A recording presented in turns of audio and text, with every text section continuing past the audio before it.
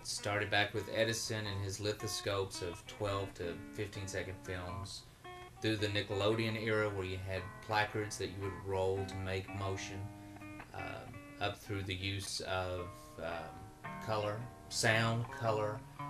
Then these days you don't even need actors in a set, a la Avatar, where you can generally create everything in the computer and lay that down in film. Pretty much in the 70s, my childhood, films were very basic.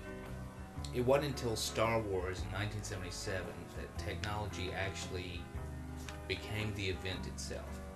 Now, fortunately, it was also a good movie, but walking out of Star Wars, I knew film would never be the same again. Take, for example, the medium itself. We went all the way from little wax discs up to VHS tapes, Betamax, now little round pieces of plastic that are digitally etched. So yes, you're going to think that's the end-all be-all. It can't get any bigger until that next technology is produced, though.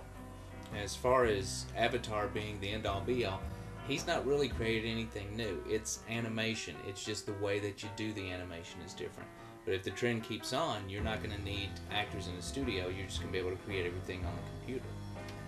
Well, the problem with the great technological advances is it affordable to the common man?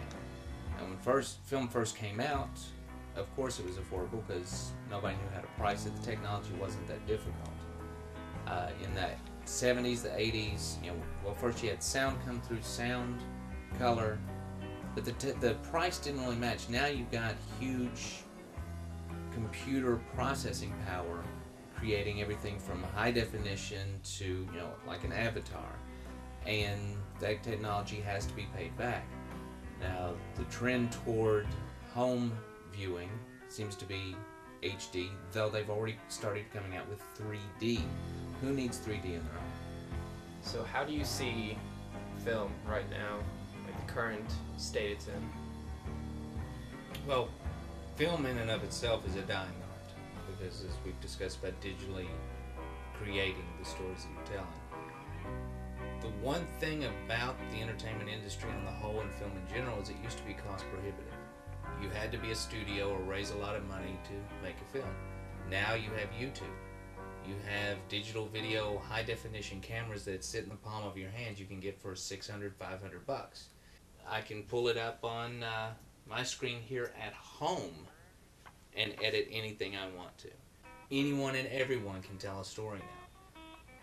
It's going to get to the point where there's not going to be a studio, there's not going to be anything other than distributors of the work, like YouTube. Is that how you see film evolving, movies, everything evolving to just consumer-based? It almost has to. When the creative people stopped being in charge of the creative process and they started becoming accountants and corporations, you have bean counters now responsible for what hits the screen. People aren't going to put up with that. It's already causing ticket prices to increase because fewer people are going to the movies because we're seeing the same thing over because it worked before. So yes, I think now everyone's going to be responsible for their own entertainment, and if they are good enough, with a distribution network like YouTube that doesn't have the traditional gatekeepers, yeah, I could see a guy going from his basement making his little films for just himself to becoming the next greatest thing.